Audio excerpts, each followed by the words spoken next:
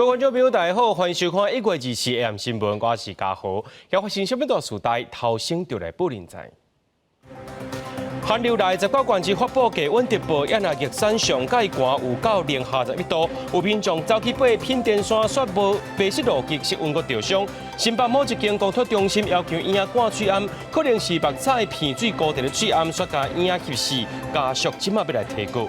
过10天后，北韩搁再向西部发射飞弹，外界也伫咧烦恼讲，这北韩敢是要动用武力，引起外界紧张。寒流到位，这关山几天拢落雪，昨着2个民众去爬品田山，却发生迷失路径、跋倒受伤、失温的情形。台中市消防局含这空勤总队出动搜救，今仔早起有甲人救落来送病院。有专家认为讲呢，这关山的管理单位有真济个，呼吁讲这部分是爱整合，也要提醒民众落雪时阵去爬山，若是无经过专业训练，是千万唔通去。空勤总队乌勇直升机到品田山一个山坡的顶悬，着所队员伫透风当中水降，协助2个失温甲受伤的山友吊挂。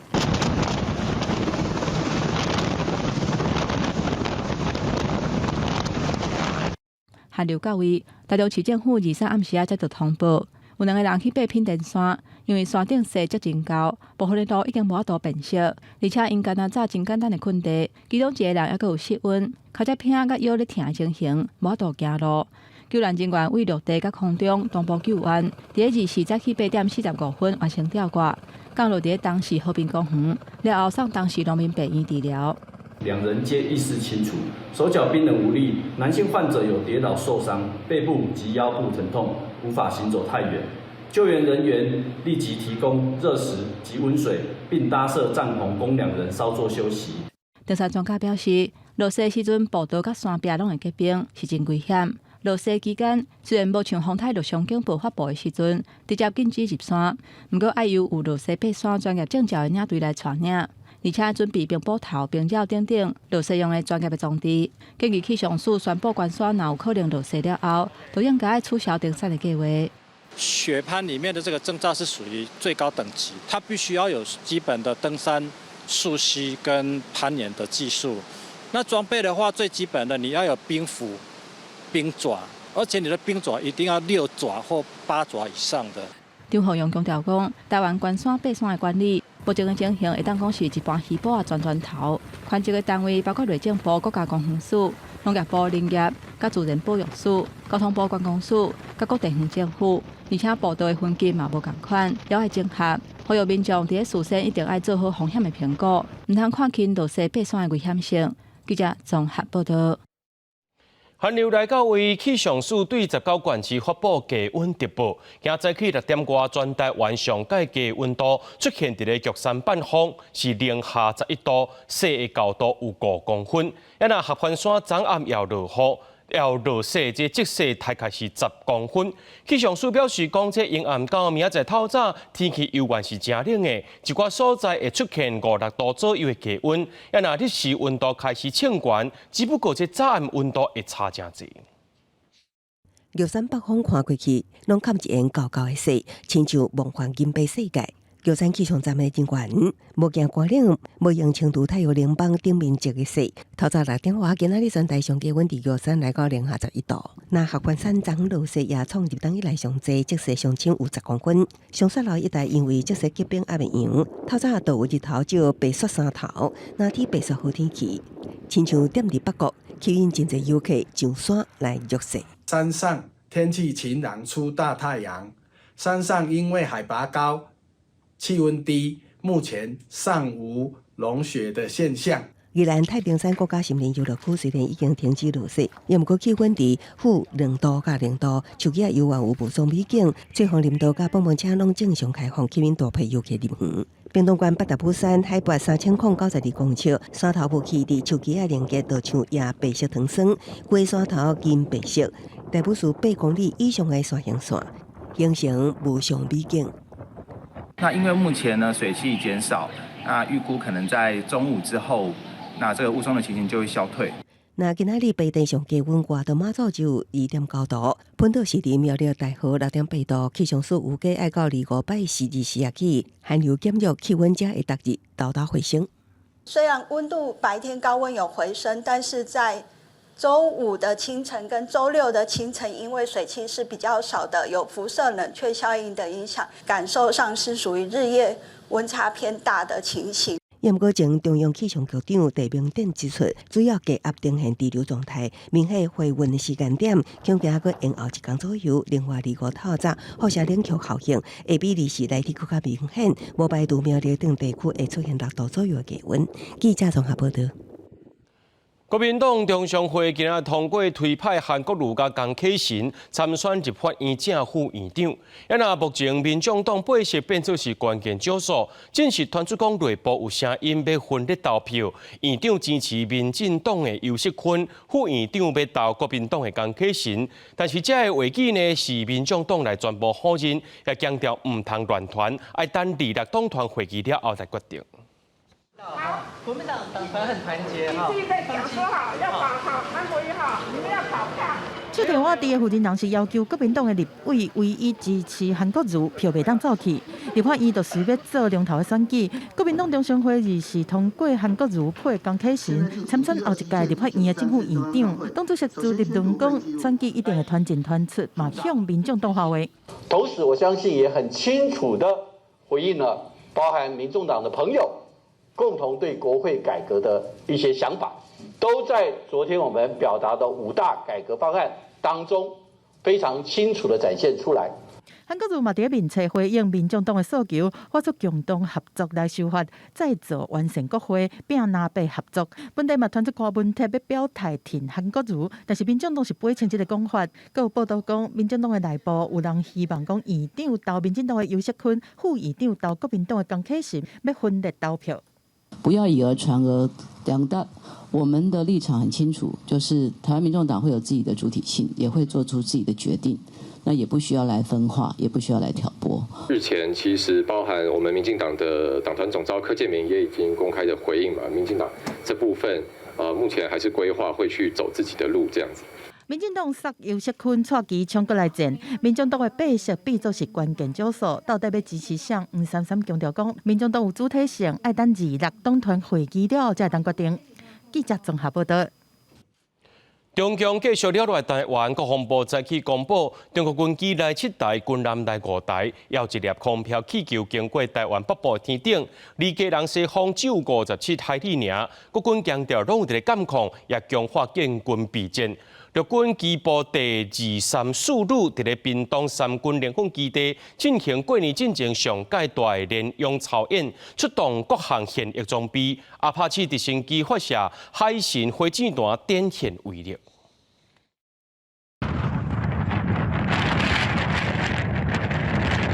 放电源弹 ，IDF 经国号战机枪场开始这场操演。旧历过年进前，国军上大联用操演，而是伫咧屏东进行。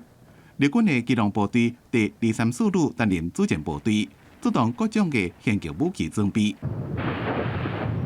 阿帕奇直升机升空发射2.75寸的海神火箭弹，精准射到靶区，连炮也一直扫射，展现强大火力。国军充分发挥普隆时训练的成果。IDF 战机丢 BDU 训练弹，然后陆航直升机是打了30链炮跟2.75寸火箭炮。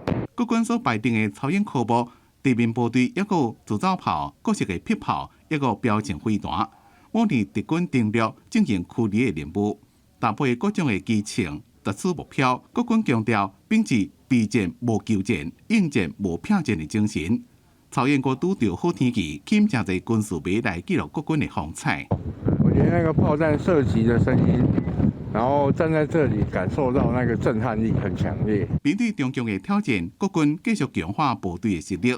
24宣布前续强机7台次，强甲5台次了台，有一粒空飘气球飞经过台湾北部的天顶。离贵人西平57海里，国军拢有严密的监控应处。记者综合报道。美国国会台湾联线共同主席蒋纪元贝拉和迪亚士巴拉特今早起来到台湾进行访问，这是台湾大选了后美国头一个国会访问团。议员表示讲，这是要表达对台湾选举的支持。按说明仔载会拜会总统蔡英文甲副总统赖清德。那赖清德今仔日要接见美台商业协会访问团，强调就任了后会维持台海现状，守护印太区域的和平。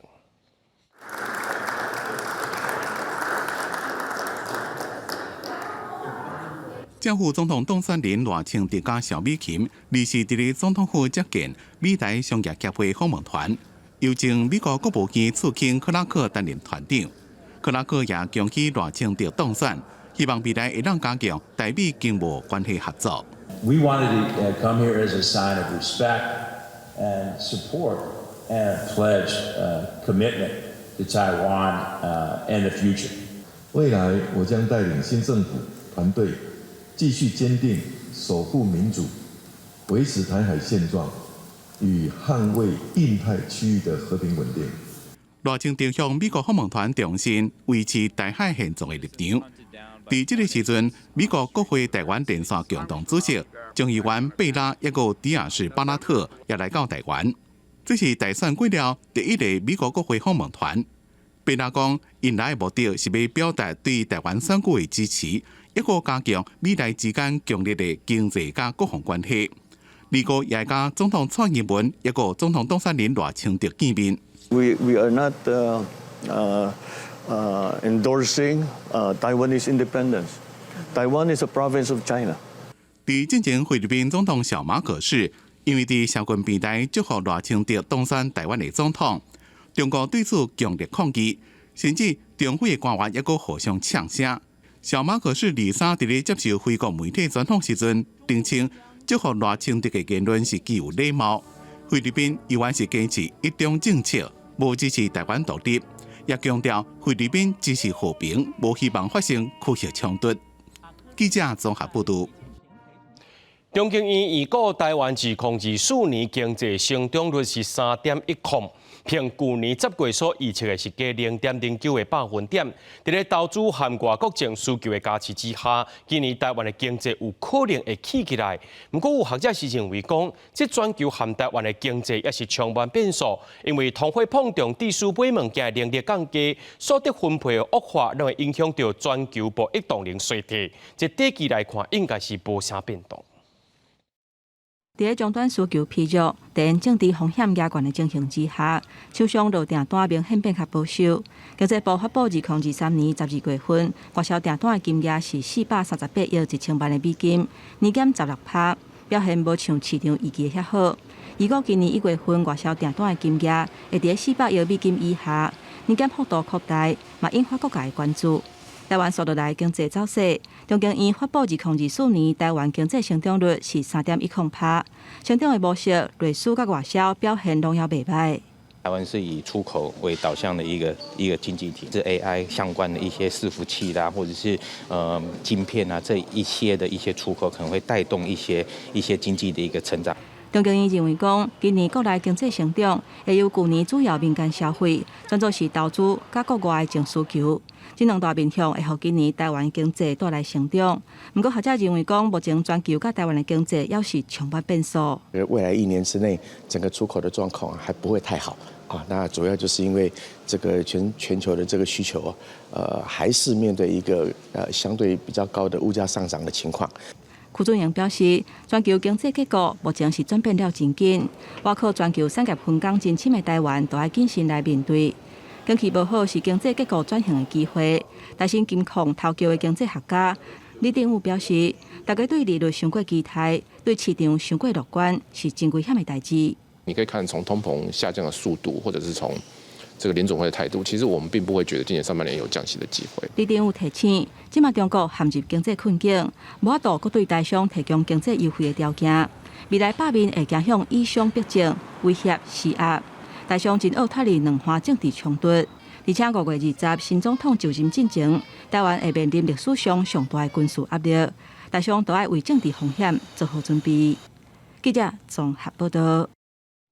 伫咧新北市一间公托中心，互家长指控讲，因强制要求婴仔爱挂嘴罨，所造成意外。有一个11个月大婴仔，照护员家挂嘴罨了后，就开始哭，可能是这目屎啦、鼻水拢挂伫咧嘴罨顶头，却翕一个无法度喘气，送病院也救无回来。即马家属今仔日咧是要来告这公托中心的主任加3个加这照护员等3个人，要告因过失致死。拍手，拍手。细汉囡仔当咧学讲话，模样是真古锥。一个查甫婴仔痱痱，才11个月，爸母是真疼惜。毋过即马煞传来互人心疼的消息，因甲囡仔送去托婴中心，煞雄雄无喘气、无心跳，送病院抢救了后，也是判定闹死。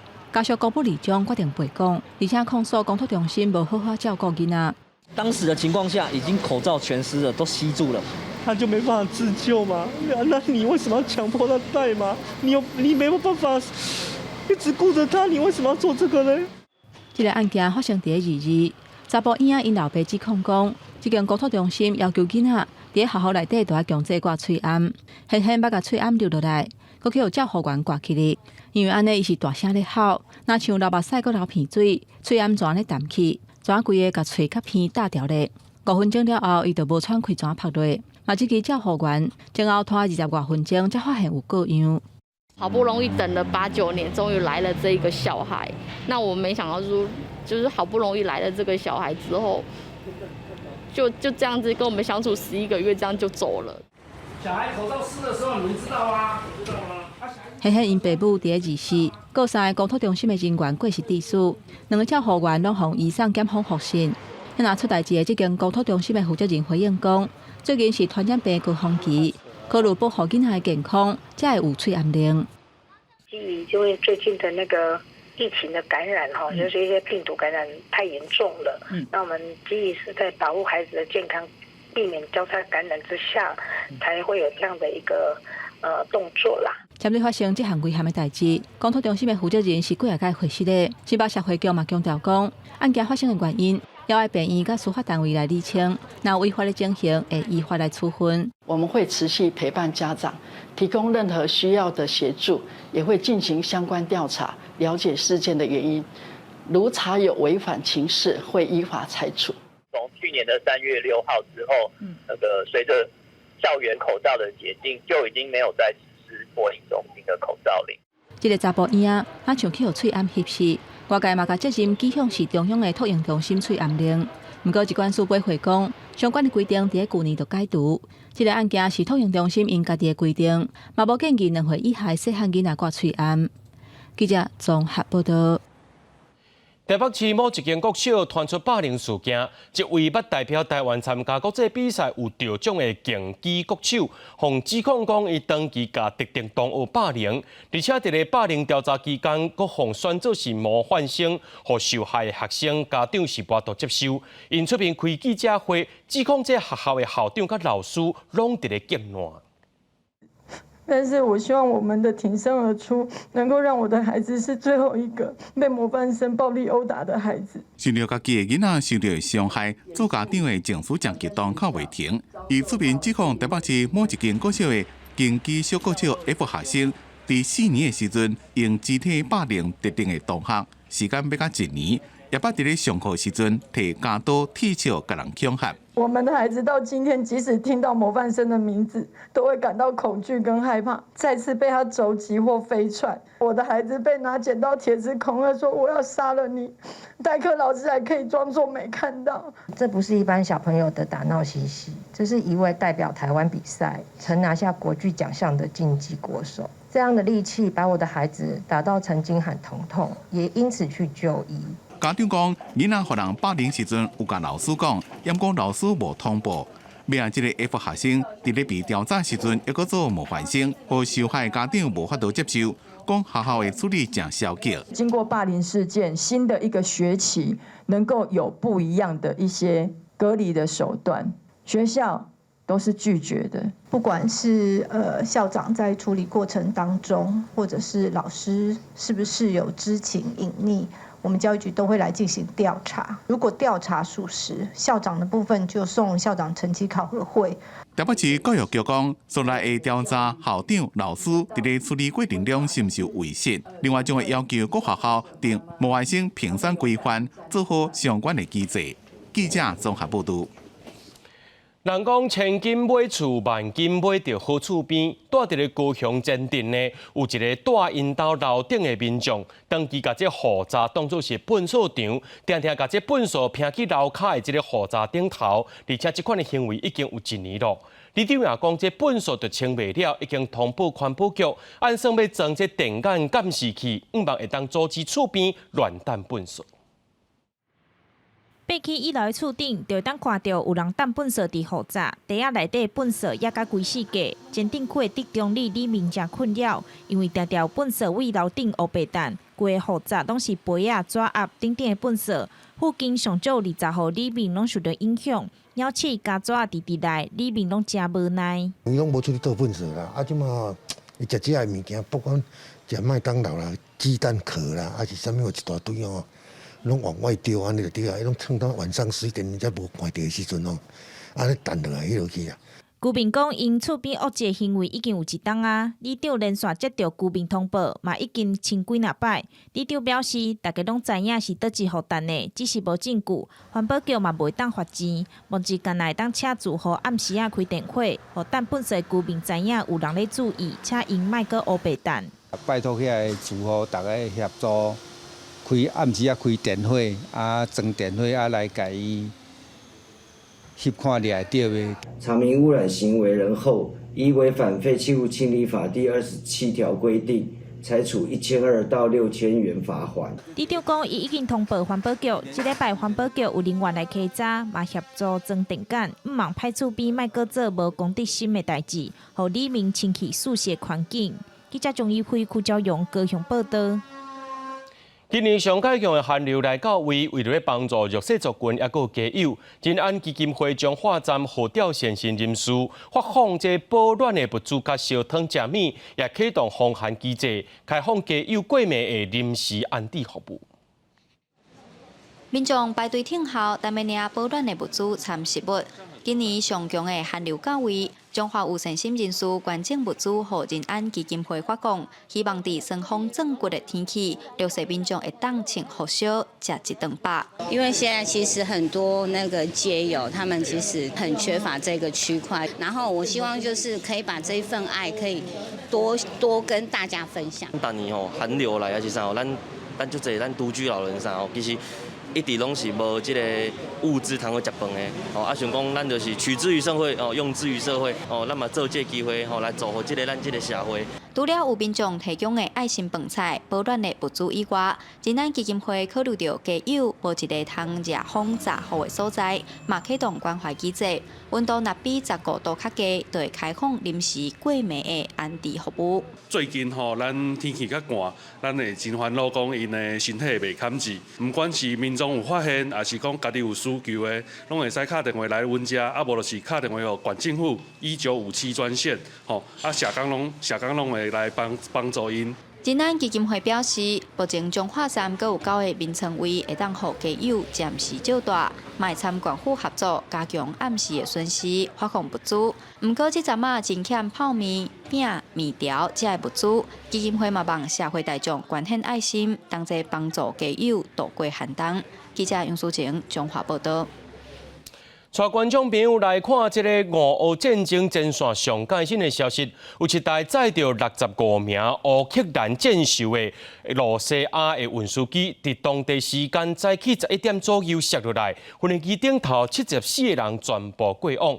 根据着这个无人机摔落来地点附近，这民众表示讲，常常出现大火球和爆炸声音，大家是惊一跳。也因为这个所在是两个国家交界贝尔哥罗德这个所在，无人机顶头除了着65名等待交换的乌克兰战士以外，还有6名机组人员以及着3名罗西亚的陪同人员，在这部分的74个人全部过往。北韩是过10天了后，再试射飞弹，24早起向西部发射几落粒的飞弹，而且进前呢，这北韩领导人金正恩也讲，南北韩无可能和平统一。各界也是伫咧烦恼讲，这北韩敢是想要来准备烧战啊？不过有专家认为讲，北韩这是挑港的行为，是为着要施压西方国家甲伊来谈判。北韩伫4早起7点左右，向朝鲜半岛西部海峡发射几啊粒的巡航飞弹。美国甲南韩相关部门也咧分析飞弹参数。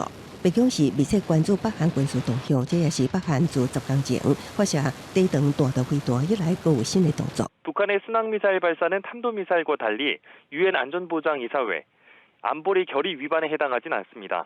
하지만 북한은 순항미사일에 핵탄두를 탑재할 수 있다고 선전하고 있어 탄도미사일과 같은 위험 요인이 될 수는 있습니다.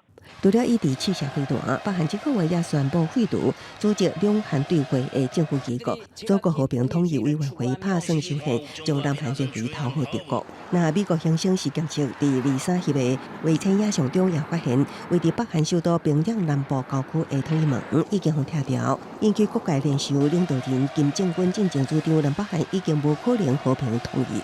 미국 놈들이 주도하에 군사적 긴장 격화로 지역 정세의 불안정성이 증대되고 있는 현실을 냉철하게 고찰해 보면 물리적 충돌에 의한 확전으로 전쟁이 발발할 위험은 현저히 높아졌고 우리는 전쟁을 바라지 않지만 결코 피할 생각 또한 없습니다. 外国媒体拢利用金正恩的举动，恐惊是要违规战争准备。也毋过有评论认为，战争会危及北韩政权，金正恩未冒险和体制妨害。也有专家提过去北韩假术的记录对照，指出北韩是咧甲西方国家讲条件，想要互国际焦点为俄战争参加沙冲突，登到朝鲜半岛施压各国重返谈判桌。公司新闻牛眼编译。 中国云南地区8月透早发生大地震，这山崩落来，甲砖头砍掉的。这2天救援人员是尽力抢救，拢是找到这村民的遗体。目前死亡人数已经有31个人了。另外，伫新疆大地震了后，也是有一个查某囡仔互救出来。快一点，快一点！出来，快，那边。 崩山事故现场一直亮鼻仔的声，救援人员是无用得走米，因为山体佫开始无正常在崩啊。半点钟后，研判状况稳定，大家才佫转来家己的位继续抢救。中国云南交通市的镇乡县8月透早发生大规模的崩山，造成一个山卡有18号47个人互抬起来。5万立方公尺的土石一个冲落来的画面，看起来是互人心惊惊。当局是动员上千的人力含怪手、搜救犬来投入救灾，这边清图搁要靠卫星的电。 为找红带起来的人，这里原来有栋民房，村民告诉我，这里呢是目前有3名的失联人员可能在这里被埋压。 但是事故的现场气温是真低，山体阁无稳定，抢救真困难。真无简单找到的，拢已经无喘气、无心跳。但是救援人员同款在含时间逼紧，无放弃任何希望。镜头阁转去新疆和吉尔吉斯交界的维吾尔自治区乌舍关，23发生规模7.1的强烈地震，今仔日透早阁发生规模5.67的侵占余震。专家讲，余震阁会持续一段时间。这个强震嘛摧毁900多户的民家厝，目前当局已经甲1万多人刷去其他的所在安置。一个细汉查某囡仔嘛真好运互救出来。看，哎，到这个地方有伤，有伤已经就是砸到头了。救援人员伫黑暗暝内面，较紧甲这细汉查某囡仔送病院。当局嘛呼吁灾民，因为余震真济，避免当去受损的厝才袂发生危险。公司新闻站回民编译。 日本3.11大地震发生到今已经要13年了。除了废除这福岛核一枪所的基础，也有真侪辐射问题爱调查。东京电力公司为着进行反应炉的安检，23头一届用4台无人机甲抓型机器人入去一户基础侦测，希望会当查出反应炉内面真正情形。 4台无人机为平台飞起来，挂照明灯飞入去建筑内底，然后透过照明甲机器的摄影机，甲翕照的画面传送转来。东京电力公司23为着做反应炉的安检，对4只无人机甲抓型机器人做控制测试。 ドローンの操縦、それからヘビ型の操縦につきましては、昨年の7月からですね、実施をしております。格納容器内にドローンを入れて調査をするというのが今回初めてになりますので、そういったところはですね、一つ一つ手順書、それから安全を確認しながら。日本参议地动到今年3月11日就满13天，在好多迄一场6个反应炉内底有3个发生炉心氧气，造成真悬的辐射泄漏。虽然过去10月冬用加气探测机组内部真侪解，所以因为辐射伤悬，和侦测仪器歹去，也是氧气的炉心碎片妨碍加气的行动等等，和废除迄一场的工程进展真慢。这个用的无人机真细只，当中只有185公克，会当伫建筑内底劈开障碍甲残骸，袂甲真溜粒。因为辐射影响，平均一只无人机只会当伫内部停5分钟。若是蛇形机器人是补强过去机器的缺点，互機器咧走的時陣被卡掉的。一部ボルト等がですね、下から出っ張ってて。ヘビ型ロボットのお腹の部分がですね引っかかると、ヘビ型ロボットのお腹にですね当て板、みたいなものをしっかりつけてあげて滑らかにそのボルトの上も通るかと。当然，按算伫后个月会甲4只无人机正式投入调查，毋忘利用新的数据开发相关的技术甲机器人，应用伫未来探测甲清除反应炉内底氧气的燃料，然后进一步调查定在时阵炉心氧气的发生过程。今年3月，佮按算对离合器的反应炉佮做一届测试，要清除内部少数氧气的碎片。公视新闻台是董炳耀。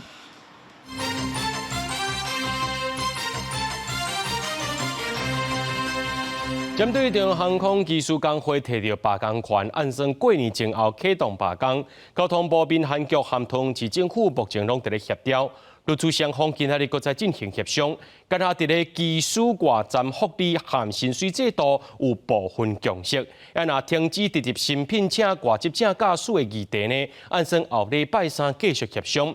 民航局也发出声明回应，要求中英航空无基各种罢工的方案，而且提早停播，降低过年期间返乡的冲击。中央航空技术工会顶一日以超过90成的同意票摕到罢工权，按算伫新正迄卡岛启动罢工。交通部、民航局甲通市政府是积极协调，劳资双方伫24个一届进行协商。今天公司只是提出非常一小步的这样的一个善意。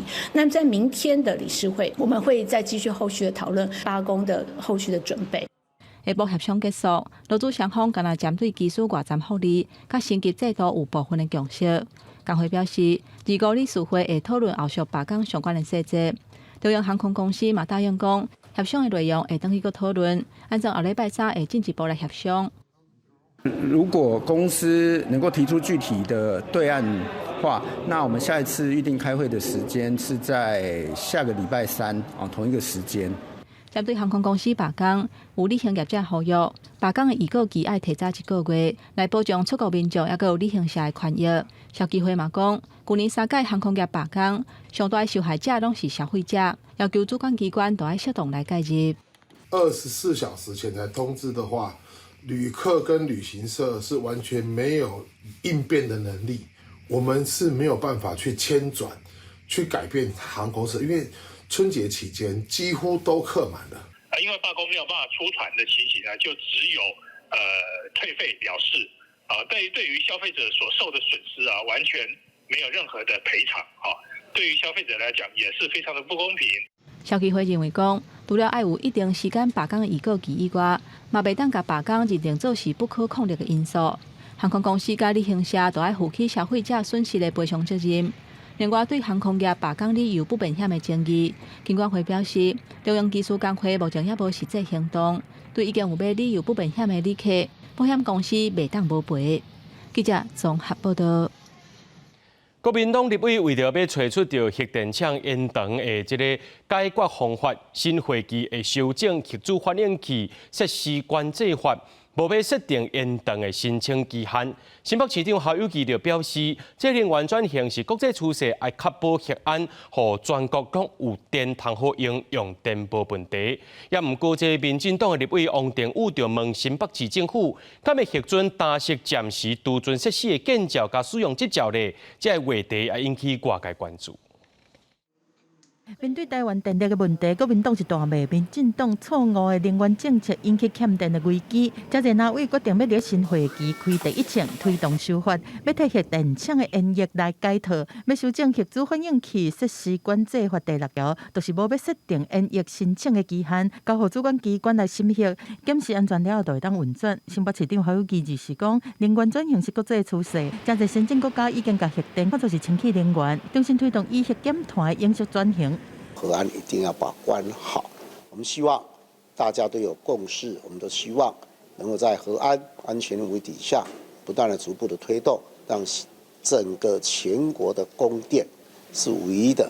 不要忘了赖清德就讲过，他选举前讲过，他必要的时候要启动核电的，他都要启动核电的，那你时间为什么一定要5年呢？准备期间为什么一定要5年呢？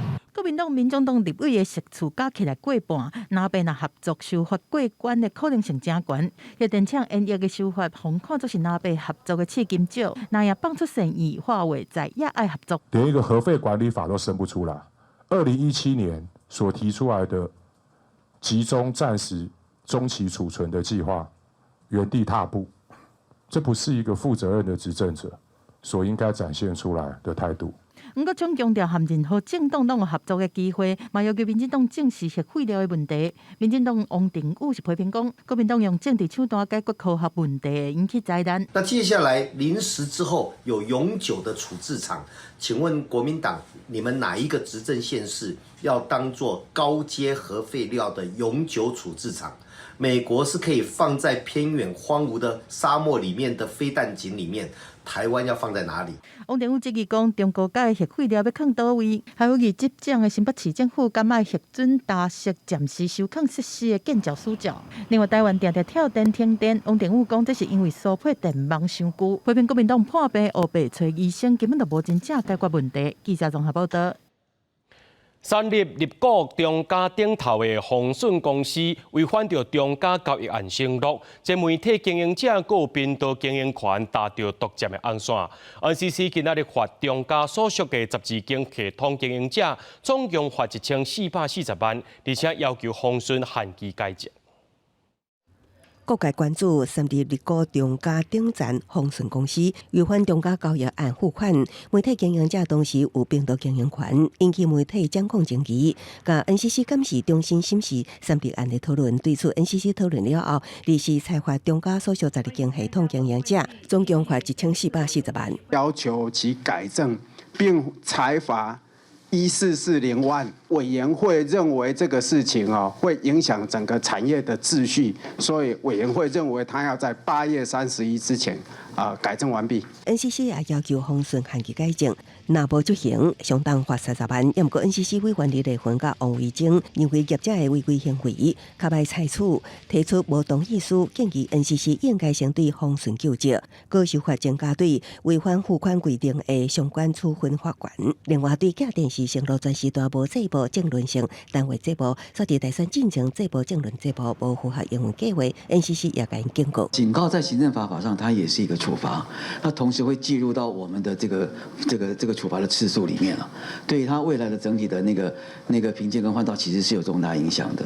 另外 ，NCC 对中天新闻台做出无要互因换照的决议，引起真侪诉讼。NCC 强调，对中天的26件采取中，已经有14件由 NCC 胜诉确定，加处分确定，2件 NCC 败诉确定，佮有10件由原咧诉讼中，并无所谓连败正访。记者综合报道。这届过年有7天的连假，交通部公路局有规划苏花路龙疏运计划。2月13、14这2天呢，也就是连假最后2天，伫花莲庄德翅膀上北轿车区承载，这尖峰时段预估会当升半点钟。另外，公路局也针对着这国道客运伫过年期间推出优待，希望民众莫家己塞车出门。苏花界拄着连假，就会涌入车潮，是交通节区。即摆春节7天连假，公路局提出新的疏运方案。头一摆伫苏花界的花莲庄德翅膀就把小客车高承载，只要车流量大，民众小客车坐满3人，就会当驶伫内侧的大客车优先道，免伫外侧小客车车道排队。所以今年我们特别也增加了一个试办在崇德路段北上那在尖峰时段我们会进行高承载的一个管制另外，在北上的部分呢，我们可以看到车流最大量会出现在我们的连假倒数第2天也就是初四2月13号。公路局分析，苏花路龙交通流量，如果2月初8开始出现路南车流，2月初10将会初1达到高峰，但是路南车流有过18000台次，九巴车流有过13是上济，但是车流量达到2万至22000台次。因为九巴车流多数塞伫重点段，所以伫当地会试办高承载措施，有过尖峰时段会当升20至半点钟。全国88条的国道客运路线，可以享平日的优惠或85折的票价。那第二个是转乘优惠的部分，民众搭乘国道客运、台铁、高铁10小时之内转乘在地客运，就可以享有基本里程或者1段票的免费。公路局也针对国道客运伫春节连假推出优惠措施，包括坐88条国道客运路线会当享受平日优惠价，也是票价半5折优惠。凡是坐台铁、高铁、国道客运转坐在地市区客运，还是公路客运路线，也会当有一段票，也是基本里程免费优惠等。南部地区国道客运也推出限定增加优惠。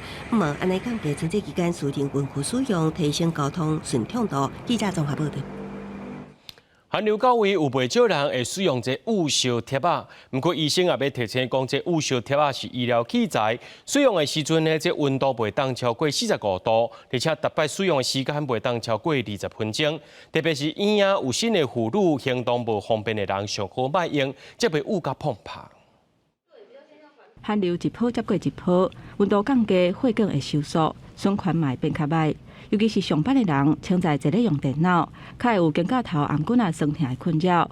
有的人会用雾烧的，较袂遐尔酸痛甲疲劳。上班的时候可能肩颈整天打字会比较酸痛一点，就会用这个热敷垫舒缓那个酸痛的感觉。不过使用雾烧珠就要较细致咧，因为动力式雾烧珠是属于第1等级医疗器材，透过电能转化做热能，会当达到消透筋肉酸痛的效果。不过，伫雾烧的时阵，温度袂当超过45度，每一届使用莫超过20分钟。若红牙有新的不随的人，或者是对温度感觉较钝的人，亲像糖尿病患者，都无建议使用。糖尿病的病人，如果是比较时间比较久的话，他会有末梢神经病变的问题。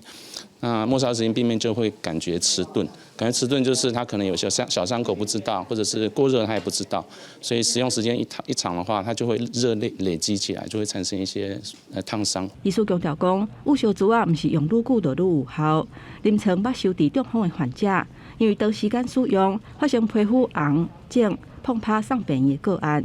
而且皮肤较薄的所在，亲像颔骨对烧的耐受度较低，嘛要注意雾烧的所在，避免发生皮肤烫着伤的意外。记者综合报道。巴金心室症是第2种接看到的这神经退化性疾病，因为大脑的多巴胺不足，造成数据一直无法控制，一直错。目前敢若会当靠药物控制尔。这3军总病院今仔发表上届新的脑深部电极刺激术，伫患者的大脑抗电极达到治疗效果。过去这5年来，已经有40位患者接受这项手术，其中9成运动功能拢有改善。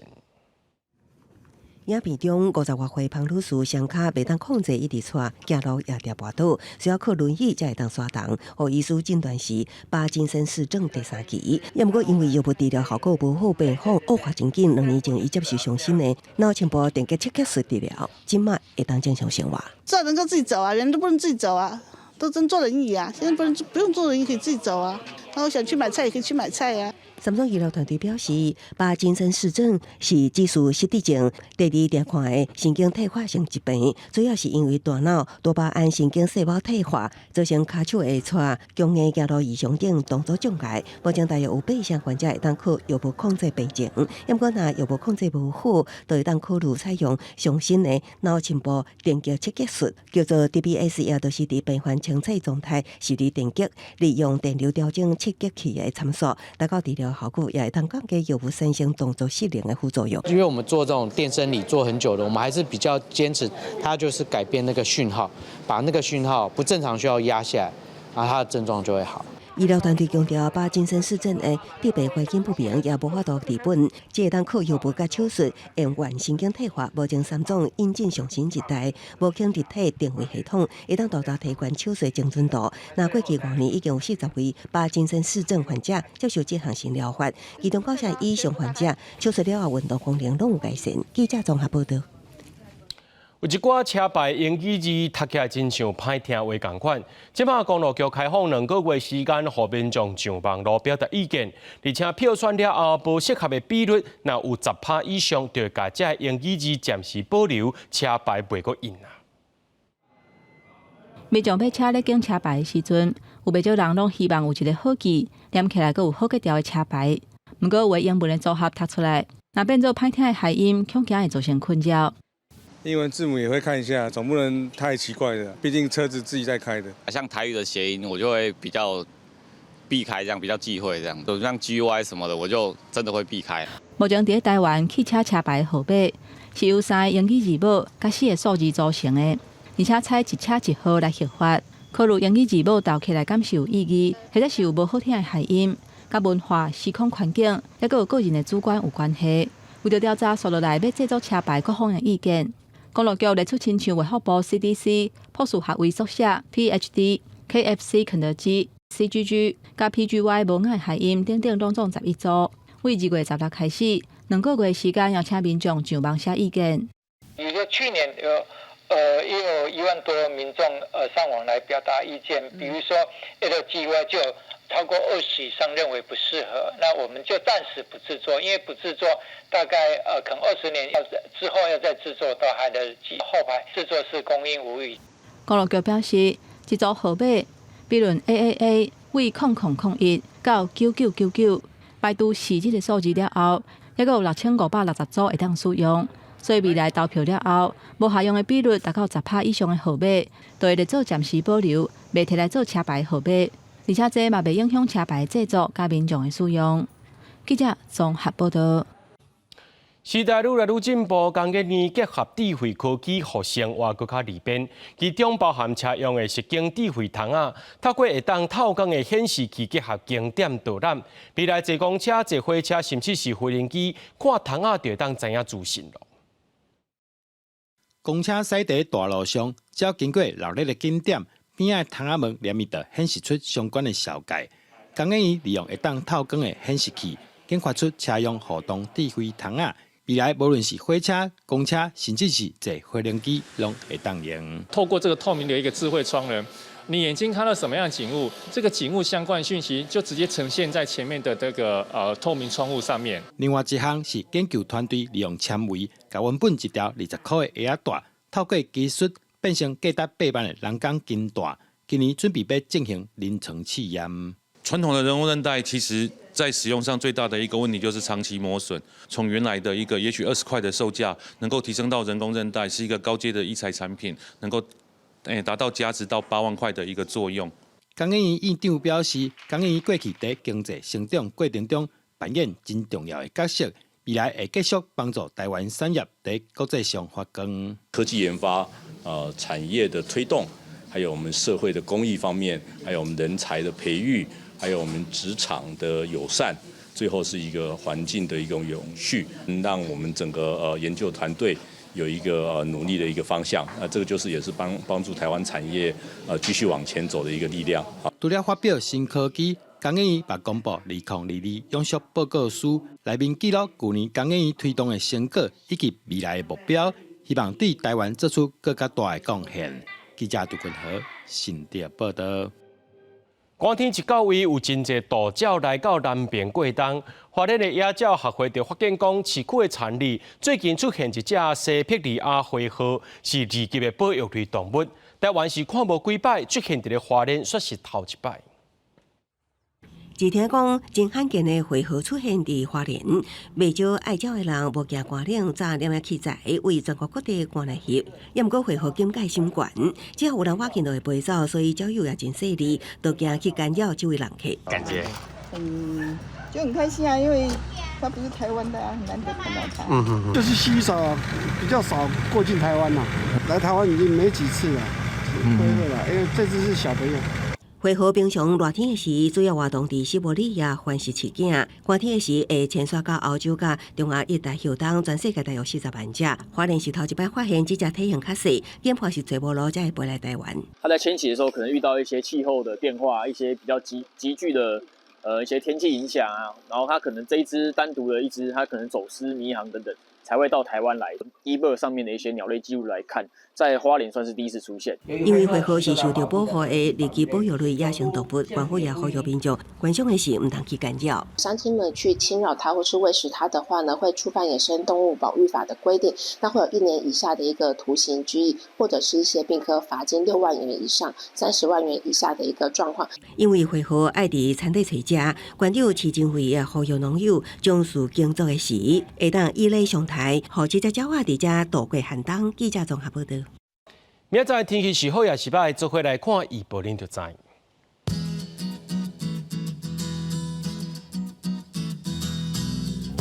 宜兰到新竹对9度到14度，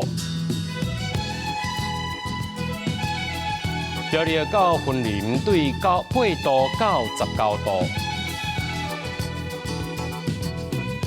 嘉义到屏东对9度到23度。宜兰花莲台东对11度到22度，平湖金门马祖对7度到17度，也过未来3港气象。